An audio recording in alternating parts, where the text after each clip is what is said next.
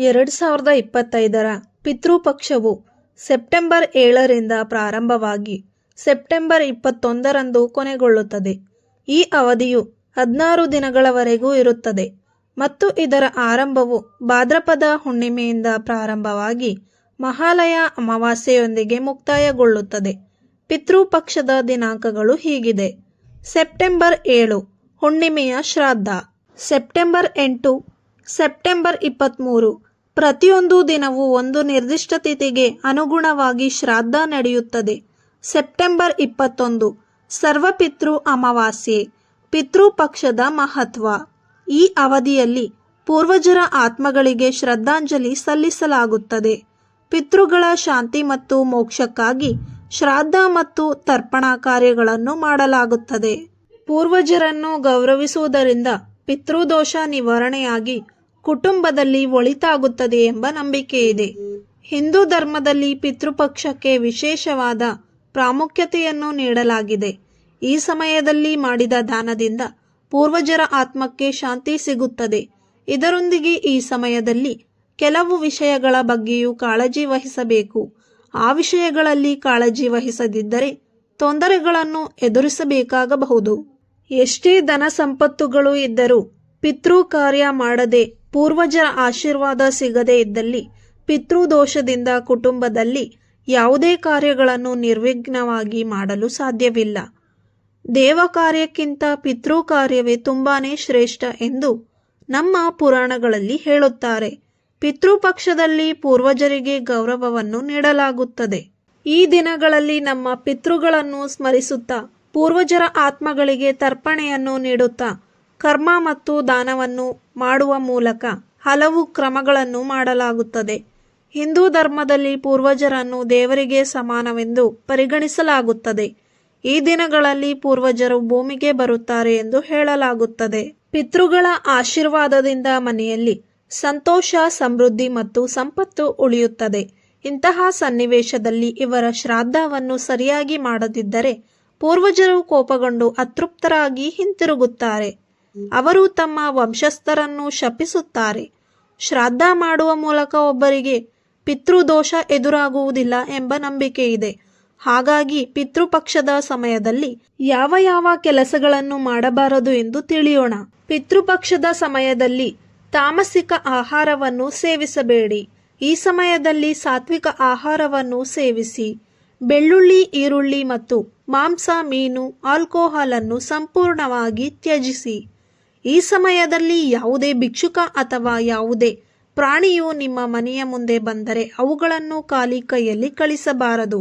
ಅಲ್ಲದೆ ಯಾರಾದರೂ ನಿಮ್ಮ ಬಳಿ ಸಹಾಯ ಕೇಳಿದರೆ ಸಾಧ್ಯವಾದಷ್ಟು ಸಹಾಯ ಮಾಡಿ. ಈ ದಿನಗಳಲ್ಲಿ ಪೂರ್ವಿಕರು ನಿಮ್ಮ ಮನೆಗೆ ಯಾವುದೇ ರೂಪದಲ್ಲಿ ಬರಬಹುದು ಎನ್ನುವ ನಂಬಿಕೆ ಇದೆ. ಈ ಸಮಯದಲ್ಲಿ ಮನೆ ಬಾಗಿಲಿಗೆ ಬಂದ ಜೀವರಾಶಿಗಳನ್ನು ಸಂತೃಪ್ತಿಗೊಳಿಸಿ. ಇದರಿಂದ ಪೂರ್ವಜರ ಕೃಪೆ ನಿಮ್ಮ ಮೇಲೆ ಇರುತ್ತದೆ. ಪೋಷಕರಲ್ಲಿ ಯಾರಾದರೂ ಒಬ್ಬರು ಜೀವಂತವಾಗಿದ್ದರೂ ಅವರಿಗೆ ಸಾಧ್ಯವಾದಷ್ಟು ಗೌರವವನ್ನು ನೀಡಿ ಅವರ ಸಂತೋಷವನ್ನು ನೋಡಿಕೊಳ್ಳಿ. ಏಕೆಂದರೆ ಈ ಸಮಯದಲ್ಲಿ ಪರಲೋಕಕ್ಕೆ ಹೋದ ತಂದೆ ತಾಯಿಗಳು ಭೂಮಿಗೆ ಬಂದು ಬದುಕಿರುವ ತಾಯಿ ಅಥವಾ ತಂದೆಯ ಬಗ್ಗೆ ನೀವು ಎಷ್ಟು ಕಾಳಜಿ ವಹಿಸುತ್ತೀರಿ ಎಂದು ನೋಡುತ್ತಾರೆ.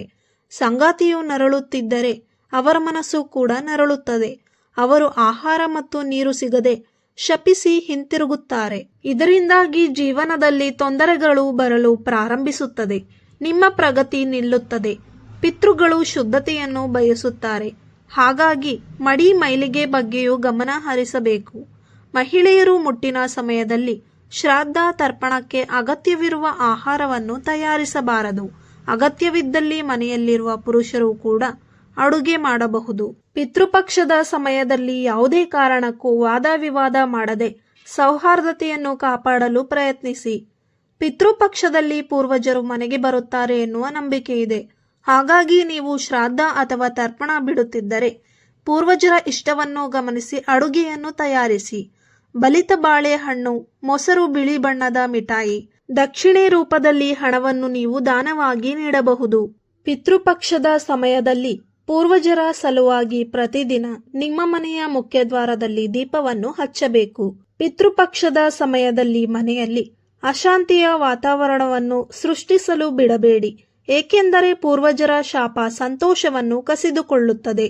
ಪಿತೃಪಕ್ಷದ ಸಮಯದಲ್ಲಿ ನಿಮ್ಮ ಕುಟುಂಬದಲ್ಲಿ ಪರಲೋಕಕ್ಕೆ ಹೋದವರು ಹಿಂತಿರುಗಿ ಬಂದು 15 ದಿನಗಳವರೆಗೆ ನಿಮ್ಮೊಂದಿಗೆ ಇರುತ್ತಾರೆ ಎಂಬುದನ್ನು ನೆನಪಿಡಿ. ಆದ್ದರಿಂದ ನೀವು ಈ ಸಮಯದಲ್ಲಿ ಸೇವಿಸುವ ಆಹಾರದ ಬಗ್ಗೆ ಸ್ವಲ್ಪ ಗಮನ ನೀಡಿ. ಈ ಸಮಯದಲ್ಲಿ ನೀವು ಸೇವಿಸುವ ಆಹಾರದ ಸ್ವಲ್ಪ ಭಾಗವನ್ನು ತೆಗೆದಿಡಿ. ನಿಮ್ಮ ಪೂರ್ವಜರನ್ನು ಸ್ಮರಿಸಿ ತೆಗೆದ ಆಹಾರವನ್ನು ಹಸು, ನಾಯಿ, ಬೆಕ್ಕು ಅಥವಾ ಕಾಗೆಗಳಿಗೆ ತಿನ್ನಿಸಿ. ಪೂರ್ವಜರ ಆಹಾರವನ್ನು ತೆಗೆದುಕೊಳ್ಳದೆ ಆಹಾರವನ್ನು ಸೇವಿಸುವವನು ಅನಾರೋಗ್ಯಕ್ಕೆ ಒಳಗಾಗುತ್ತಾನೆ ಅಥವಾ ಆರ್ಥಿಕ ಸಮಸ್ಯೆಗಳನ್ನು ಎದುರಿಸುತ್ತಾನೆ. ಪಿತೃಪಕ್ಷದ ಸಮಯದಲ್ಲಿ ದೂರ ಪ್ರಯಾಣ ಮಾಡಬಾರದು. ಯಾವ ಸ್ಥಳದಲ್ಲಿ ಪೂರ್ವಜರಿಗೆ ತರ್ಪಣ ಮತ್ತು ಪಿಂಡದಾನ ಮಾಡಲು ಪ್ರಾರಂಭಿಸಿದ್ದೀರೋ ಅದೇ ಸ್ಥಳದಲ್ಲಿ ಸಂಪೂರ್ಣವಾಗಿ ಉಳಿದುಕೊಂಡು ಪೂರ್ವಜರಿಗೆ ತರ್ಪಣ ನೀಡಬೇಕು.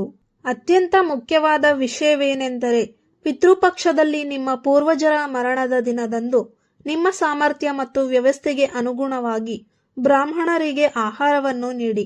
ಬ್ರಾಹ್ಮಣರ ಸಂಖ್ಯೆಯನ್ನು ಬೆಸವಾಗಿಡಿ. ಬ್ರಾಹ್ಮಣರಿಗೆ ಆಹಾರ ನೀಡದಿದ್ದರೆ ಅಥವಾ ಪೂರ್ವಜರ ಹೆಸರಿನಲ್ಲಿ ಅನ್ನ ಮತ್ತು ನೀರನ್ನು ದಾನ ಮಾಡದಿದ್ದರೆ ಅವರು ಮುಂದಿನ ಜನ್ಮದಲ್ಲಿ ಶಿಕ್ಷೆಯನ್ನು ಅನುಭವಿಸಬೇಕಾಗುತ್ತದೆ ಹಾಗೂ ಪಿತೃದೋಷ ಉಂಟಾಗುತ್ತದೆ. ಶ್ರದ್ಧೆಯಿಂದ ಪಿತೃಕಾರ್ಯ ಆಚರಿಸಿದರೆ ಧನ, ಧಾನ್ಯ, ಐಶ್ವರ್ಯ, ಅಭಿವೃದ್ಧಿ, ಮನೆಯಲ್ಲಿ ಮಂಗಳ ಕಾರ್ಯಗಳು ನಡೆಯುತ್ತದೆ. ನವಗ್ರಹ ದೋಷಗಳು ನಿವಾರಣೆಯಾಗುತ್ತದೆ. ನಿಮ್ಮ ಮನೆಗೆ ಸಂಪೂರ್ಣ ರಕ್ಷಣೆ ಸಿಗುತ್ತದೆ. ಆಯುಷ್ಯ ಸದೃಢವಾಗುತ್ತದೆ. ವೈಭವಕ್ಕಾಗಿ, ತೋರಿಕೆಗಾಗಿ ಪಿತೃಕಾರ್ಯ ಮಾಡಬಾರದು. ಶ್ರದ್ಧಾ ಭಕ್ತಿಯಿಂದ ಪಿತೃದೇವತೆಗಳಿಗೆ ಸಂತೃಪ್ತಿಗಾಗಿ ಪಿತೃಕಾರ್ಯ ಮಾಡಬೇಕು. ಅಗಲಿದ ಹಿರಿಯರಿಗೆ ಶ್ರಾದ್ದ ಕಾರ್ಯ ಮಾಡಿದರೆ ಅವರ ಸಂಪೂರ್ಣ ಆಶೀರ್ವಾದ ಕುಟುಂಬದ ಪ್ರತಿಯೊಬ್ಬ ಸದಸ್ಯರ ಮೇಲೂ ಇರುತ್ತದೆ.